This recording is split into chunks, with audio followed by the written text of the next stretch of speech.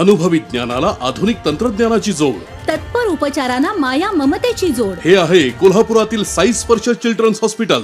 Doctor Venkatesh Tarkasband, doctor Vijay Gawade आणि doctor Amol गिरवलकर यांचा प्रदीर्घ अनुभव आणि बालरोग क्षेत्रातील प्रावीण्य यामुळे साई स्पर्श हॉस्पिटल आहे 0 ते 18 वयोगटातील बालकांचं आरोग्य जपणारं विश्वासार्ह हॉस्पिटल.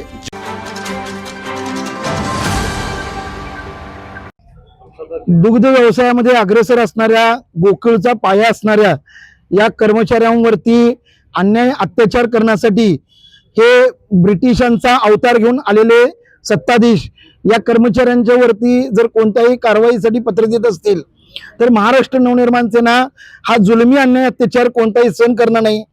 गोकुळमध्ये परवानगी घेऊन पाठिंबा देणाऱ्या सर्व कर्मचाऱ्यांच्या पाठीशी महाराष्ट्र नवनिर्माण सेना ठामपणे उभी असून एकाही गोकुळच्या कर्मचाऱ्याला काढण्याचा किंवा त्याला नोटीस देण्याचा प्रयत्न जर या प्रशासकीय मंडळाने केला तर आज आम्ही पोलिसांच्या समक्ष या प्रशासनाला सांगितलेलं आहे की गोरगरीब शेतकऱ्यांच्या पोरांच्या जीवावरती जर अन्याय करत असेल तर त्यांना देखील आम्ही कपडे फाडून मारल्याशिवाय राहणार नाही आणि कोणत्याही कर्मचाऱ्यांवरती अन्याय होणार नाही याच्यासाठी महाराष्ट्र नवनिर्माण सेना नेहमीच सजग राहील.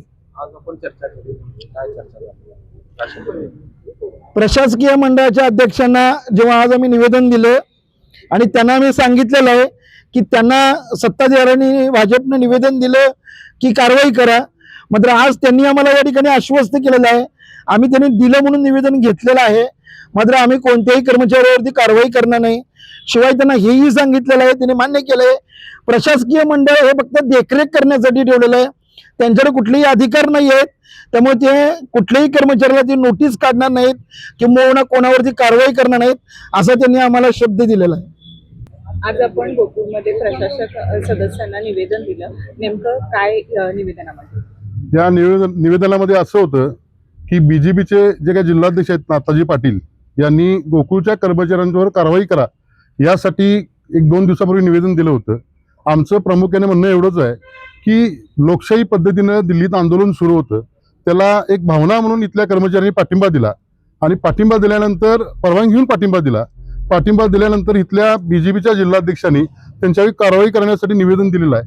मला नाताजी पाटलांना एवढंच सांगायचं आहे की आपली सत्तेचा वापर गोरगरीब शेतकरी, गोकुळचे कर्मचारी आणि गोकुळच्या इतर कुठल्या चांगल्या गोष्टीसाठी करावा, नाही त्या फालतूकच्या विषयामध्ये न पडता गोकुळमध्ये राजकारण न आणता. कारण इतकी वर्ष गोकुळ हा उभा आहे, कुठलंही राजकारण पक्षीय राजकारण नव्हतं म्हणून हा गोकुळ मजबूतीने उभा आहे. हजारो कुटुंब ह्याच्यावर चालतात. एकतर महागाई, त्यात जर नोकरीला कुठली जर गंडांतराला अडचण झाली किंवा कुठे जर बदली झाली तर कर्मचाऱ्यांचं मनोदर खचेल. यासाठी आम्ही आज प्रशासकांना सांगितलंय. प्रशासकाने आम्हाला उद्या संपूर्ण त्यांची प्रशासकीय बॉडीची मीटिंग आहे, त्यामध्ये आम्ही ही सगळी चर्चा, तुमचं निवेदन दाखवतो आणि पॉझिटिव्ह निर्णय घेतो असा आम्हाला एक शब्द दिलेला आहे. त्याचबरोबर आता जवळपास पाहायला गेलं तर त्यांनी दिलेल्या निवेदनामध्ये कर्मचाऱ्यांच्या विरोधात गेल्याचं पाहायला मिळतंय.